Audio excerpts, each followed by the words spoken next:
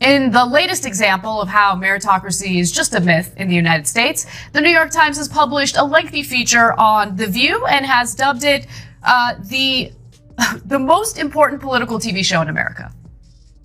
That is what they have called it. The most important political show in America. And I'm talking about The View, where on a regular basis, not only we dunk on them, but the country dunks on them because they have absolutely no knowledge. And when I say they, I'm mostly talking about Abby Huntsman, obviously Meghan McCain, and their insanely superficial discussions about politics, which it appears they never prepare for, and just read talking points that are written on blue cards for them, and then somehow that's the most important political talk. Earning Hot Takes delivers a blistering critique of The View that might make you question everything you thought you knew about daytime talk shows. If you assumed those chatty segments were intense, think again. This is a direct, no-nonsense takedown, led by none other than Anna Kasparian. Get ready, because this one is worth every second. Your moral core is magnificent. Right. And I know you probably don't want to think about it, but I just feel like I would feel a lot better with you leading the FBI, the CIA, the NBC.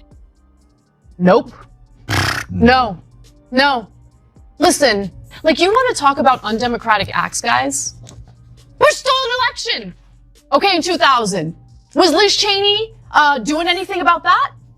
Yeah. Come on, man. Like, let's stop laundering their reputations. What are we doing? Look, Whoopi Goldberg is, as my brother likes to say it, gooch. Like, she's good. She's comfortable. She's happy. And when your financial stability and your comfort is secured, honestly, politics just becomes Anna doesn't engage in polite back and forth. She enters the conversation ready to challenge weak ideas with sharp precision and solid purpose. The regular hosts, used to tossing out surface-level takes, quickly found themselves overwhelmed. Anna supports every claim with facts and thoughtful analysis. She isn't there for drama.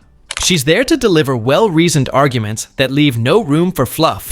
And the thing that's so frustrating to me is, look, I don't know what Whoopi Goldberg is aware of and what she's unaware of, right? I don't remember her commenting on politics back during the Bush era. So maybe she's totally unaware that Bush suspended habeas corpus for anyone who was simply suspected of being an enemy combatant, which, by the way, prevented individuals from legally challenging their detention.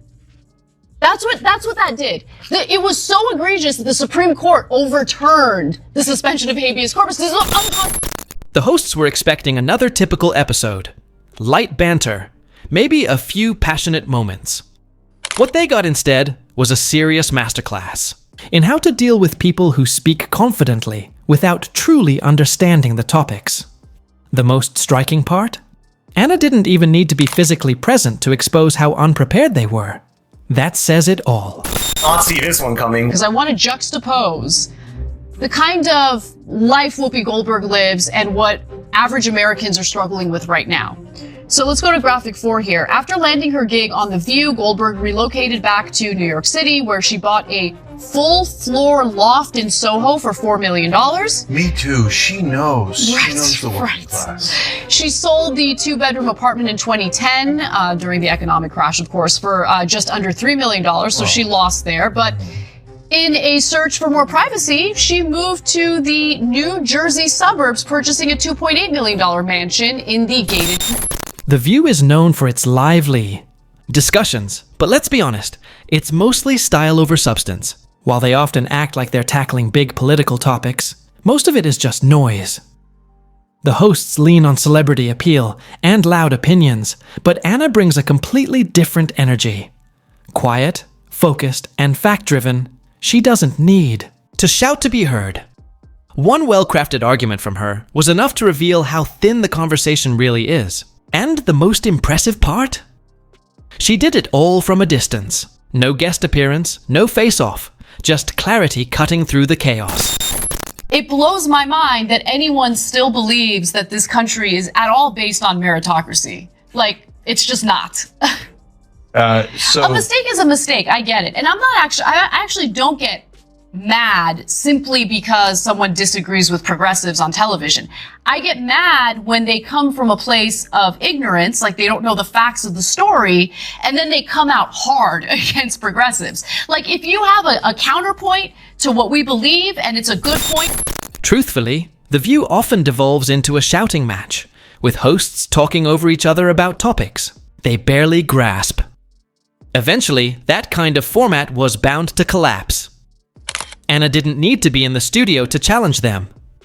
From her own platform, she offered a smart, focused response that reframed everything. What triggered it? Probably another shallow political segment, quick, emotional, and lacking depth. But whatever it was, Anna had seen enough. She called it what it truly was. Not a real conversation, but a performance dressed up as one. These older women, let's keep it real, who are laughing because they find it ridiculous. But they forget that the vast majority of people don't have cushy TV daytime jobs, right? Where they're still raking in the big bucks and they don't have to worry about their financial future. For a lot of Americans, in fact, most Americans, once you hit a certain age, if you get fired, if you're in your 50s and you lose your job, you get laid off. Do you know how difficult it is for them to find another job? Do you know how rampant age discrimination is in the workplace? So, listen, it's easy for them to laugh about those fears, but those fears are real, and I would venture to say that the people who are actually out of touch are not the Zoomers who are concerned about that. It's the people sitting on that panel. Anna Kasparian didn't need to sit at the View's table to make her point. From the comfort of her own space, likely sipping coffee, she dismantled the show's tired routine with ease. While the hosts relied on emotional outbursts and dramatic one-liners, Anna calmly pointed out what was wrong with their entire approach. She didn't need their stage to make an impact. Her critiques landed harder than anything said in the studio that day. While they rambled about politics and women's issues, Anna cut through the noise and offered real insight. I think I want to be stuck in whatever internet bubble you guys are in, because I'm not reading that my sit down with Ben Shapiro was totally okay. In fact, I get a lot of backlash from the left about how I'm a secret Trump supporter. I'm actually a secret right-winger. Some people have accused me of being alt-right. One of the things I got in trouble for fairly recently was, I don't know, I just think asylum seekers or people who are here with undocumented status should be deported if they're committing crimes, right? Like, I don't think that makes you anti-immigrant. That's fascist. Yeah, I know. Please. Well, but honestly, the left, and I'm saying the left generally, but honestly, it's like a slice of the left. They will call you anti-immigrant or xenophobic, bigoted, whatever, anti-immigrant for just wanting to have law and order. The hosts may have felt secure under the studio lights, backed by years of TV experience, but they weren't ready for real, fact-based criticism. Anna didn't shout or interrupt. She laid out the truth, clearly and directly. Without stepping foot in the studio, she revealed just how shallow many of their talking points really are. No grand speeches, no flashy distractions, just calm, honest facts that exposed cracks in their arguments. The problem is simple. The View's hosts often agree with each other without offering any real substance. That works on camera, until someone like Anna steps in and the illusion falls apart. I've been watching your evolution and your sort of speaking out about your ideas with great interest. It's been very interesting. I feel like in some ways I experienced something similar myself, where I was certainly more, I think, on the left 10 years ago than I am now, for sure. I would never have described myself as a liberal past college, but I see what you're going through, and I think a lot of people can relate to where it's like you just get so aggravated with shit breaking down that you believed in. You feel like you have no choice but to just start calling. Anna Kasparian isn't chasing television fame. She's chasing the truth, and she's unafraid to speak it. So when the hosts dropped one of their usual vague remarks, perhaps about working-class Americans or the education system, Anna stepped in immediately. She said what many viewers have likely been thinking for years. Do you even know what you're talking about? She didn't attack for the sake of it. She dismantled their points with facts, context, and precision. While they tossed around buzzwords like social justice and representation, Anna reminded everyone that these are serious topics that deserve more than surface-level commentary. She came prepared, and the show simply couldn't match. That depth. Why it feels like when it almost feels like you're rubbing it in our face And when I know, you say that. and I know they don't mean to do that. Yeah, I agree with but that. I do think that for people who deliver the news or discuss or analyze what's happening in the country, it's a big problem when you look at pretty much every news organization and realize a lot of these people went to Ivy Leagues. A lot of these people come from affluent families. A lot of these people are totally disconnected from the vast majority of Americans and the struggle. Anna didn't just criticize The View. She dismantled their arguments piece by piece, exposing the lack of real substance behind their usual talking points. The hosts, clearly unprepared, fell back on emotion and deflection, but Anna stayed composed and focused on facts.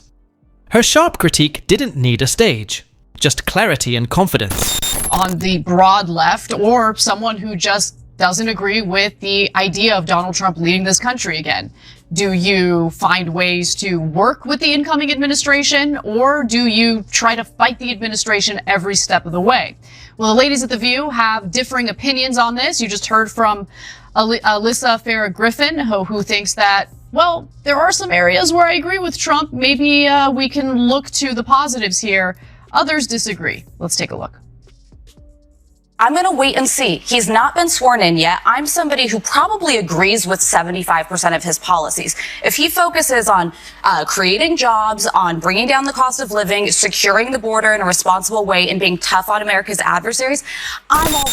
Social media lit up as viewers began to question the show's credibility. The hosts weren't just out-debated, they were outclassed. Anna's message was bigger than a debate. It was a call for real accountability in media. And now, people are listening. So what do you think? Drop your thoughts in the comments section below. And if you don't want to miss out on the hottest celebrity news, make sure to subscribe to Daily Finder.